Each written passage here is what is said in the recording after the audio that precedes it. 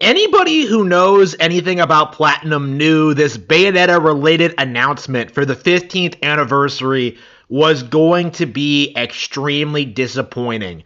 However, a number of people in the comment section genuinely seemed to think that there was a snowball's chance in hell that Bayonetta 2 and 3 would be ported to other consoles: Xbox, PC, and PlayStation. These goons have been waiting over a decade for Bayonetta 2 to be released on PC. And now they're doing the same thing to Bayonetta 3, a game that they pretend isn't very good anyway. So this entire ordeal got me thinking, these guys have spent 12 years seething about Bayonetta on Nintendo consoles, and yet somehow have never picked up a Wii U or a Switch to play these games. And of course, they can't emulate them because emulation is far more difficult and illegal than its enablers want you to believe. People have gone 12 years without playing Bayonetta 2, and yet they still seethe for it. They still long for it. They still desperately want this game off of Nintendo platforms. And this is a really good indication of just how deep the Nintendo haters. This shows just how deep the Nintendo hate goes in the PC, Xbox, and PlayStation audience. These people genuinely will tell you that Nintendo is the most evil company in gaming. I think Disney's worse than Nintendo, but not by much. Like, Nintendo is pretty fucking evil. Like, it's honestly scary about like how beloved Nintendo is because they make a few good games. Where like they are one of the most evil corporations on the planet. Like Nintendo is definitely up there. They're not as bad as Disney, but they're pretty high up. Like Nintendo is evil as fuck.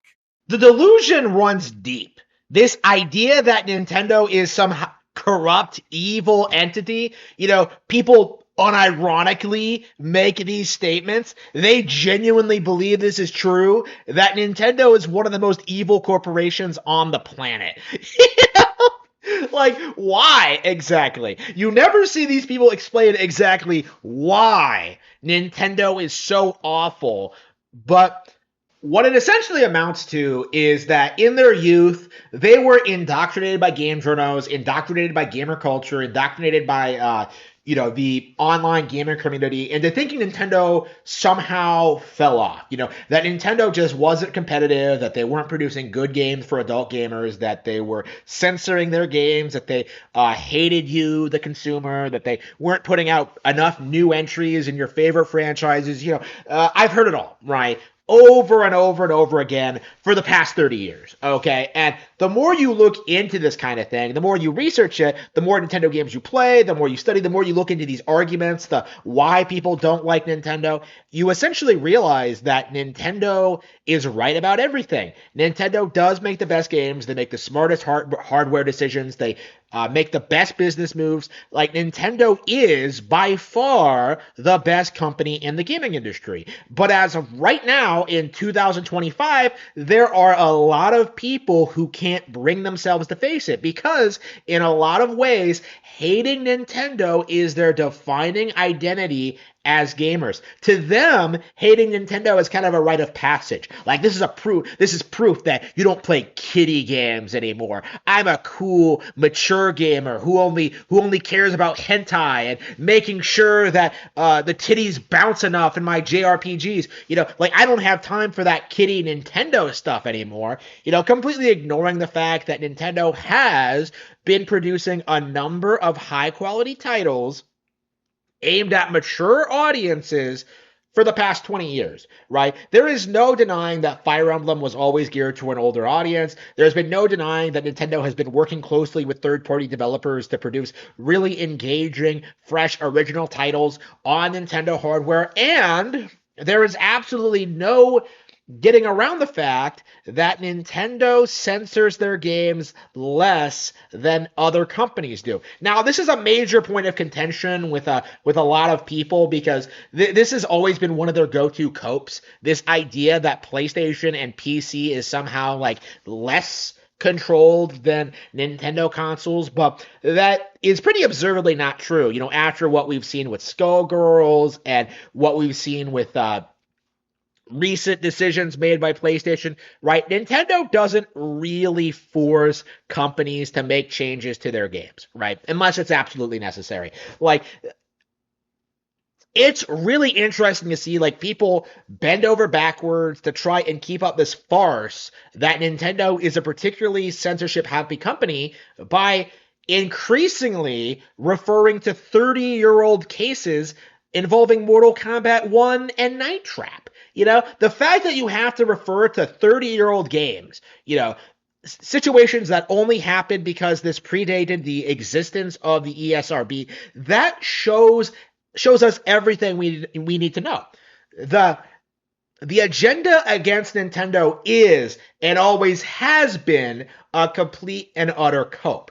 And this cope began to fall apart a decade ago with the release of Bayonetta 2, because this one release, more than any other game Nintendo has ever put out, pretty much demonstrated that the narrative against Nintendo, that they hated sexy content in games, that they were censorship happy, that they hated adult content, all of that went out the window as they partnered with Playboy to promote Bayonetta 2, a game that was celebrated for being one of the most sexualized action games of the in recent memory, right? It was a big deal that Bayonetta 2 became Nintendo exclusive. And so many people showed their true colors when this happened. Because when you link back to that situation, right? Back in the day, everybody celebrated Final Fantasy not being on Nintendo. Everyone celebrated Metal Gear Solid not being on Nintendo. Like, oh, Nintendo, it's just not as good as PlayStation. Like, it can't possibly hope to run these games. And the same people flipped. They got angry when Nintendo scooped up Bayonetta 2 and made it exclusive. They seethed so hard about that because Bayonetta 1 had already gotten a reputation for being the best action game ever made.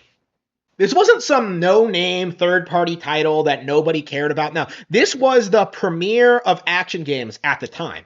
Platinum Games was in their golden era. They were putting out banger after banger. Metal Gear Rising was coming out, had just come out. They were at their absolute peak, and people flipped out because the studio had just gotten a reputation for putting out the best Japanese action games ever made, and they just announced a Nintendo partnership. This situation completely destroyed the narrative. The Nintendo hate never recovered from the situation because people saw how these people reacted when Nintendo got a mature, sexy game on their console.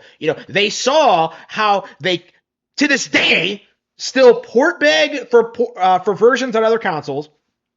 They saw how they acted, how they behaved, what they did, how they seethed, and people pointed and laughed at them, right? Even today, people point out how ridiculous the port begging for Bayonetta 2 and 3 actually is because Nintendo helped fund both, and they published the spin-off game, Cereza and the Lost Demon. Nintendo put a lot of time and effort into marketing Bayonetta to the point where she got into Super Smash Bros. Super Smash Bros. 4, excuse me. She got into Super Smash Bros. Right? This was a big, epic win for them. And I think a lot of people don't understand why, because Bayonetta 2 being announced for Wii U cemented the fact in the eyes of the general population that Nintendo does indeed have the best exclusives. This was the major turning point in which people could no longer pretend that Nintendo was only for kids and that they had to wake up and face the music, that Nintendo games were being made for all ages. There was variety. There were all these different genres. Fire Emblem, Xenoblade were becoming more popular. There was just the cope that Nintendo wasn't producing games for a mature audience had completely fallen apart with this one major announcement. And it continued getting worse over the next couple of decades. It kept getting worse over the following years. Games like Donkey Kong Country Tropical Freeze were attacked for being kiddie platformers. only to get a really sizable hardcore fan base because of how balls hard those platformers actually were. Games like Super Mario 3D World were derided for being generic looking 3D Mario games, just a rehash of 3D Land. But what we ended up getting was this extremely beloved multiplayer Mario adventure. Games like Splatoon were laughed at, became a huge milestone success story on Wii U, one of Nintendo's biggest franchises right now. And in a matter of years, 2017, we saw the release of the Nintendo Switch, in which Nintendo established itself as the market leader in the gaming industry. Now, this wasn't because of Bayonetta, because of course Nintendo has been doing like several other things, like in regards to their hardware and their other brands to like get to this point. But like what it all comes down to is that Bayonetta played a part in this. Because Bayonetta 2 launched on Wii U the way it did, because Nintendo made this really smart business move by contracting Platinum for this release, essentially it just completely 100% just broke the Nintendo hate community in half so badly that they've never really recovered from it. Like, even now, they're still sitting there begging for Bayonetta 2 to get ported. Colin Moriarty said it was due to happen after the Wonderful 101 Kickstarter came out. And yeah, it never did. I think it's safe to say it never will at this point. And if it does, the game is over a decade old now. Like it's like you had to wait a decade for a PC port of Bayonetta 2 instead of just, spending money for a Nintendo Switch for the same game. Like how many other great games on Nintendo Switch are you missing out on by not supporting that platform? This is why the PC Master Race and the competition, it's such a joke, because they really are going to sit there for over a decade begging for a game to come out when they really can just go out and buy a Switch today and enjoy that game on Nintendo hardware. But they won't do it because their image of Nintendo is so spite-filled and negative that they will never acknowledge anything good the company does at all. And this is like the big thing that needs to be understood about this situation. The big thing that needs to be like talked about is that like no matter what happens, no matter how good the hardware is, no matter how good the games are, no matter how much you want the game, certain people will refuse to support Nintendo hardware simply out of principle, simply because they hate the company that much. And that mindset really needs to be mocked and derided for just the ignorant, out of touch nonsense that it really is.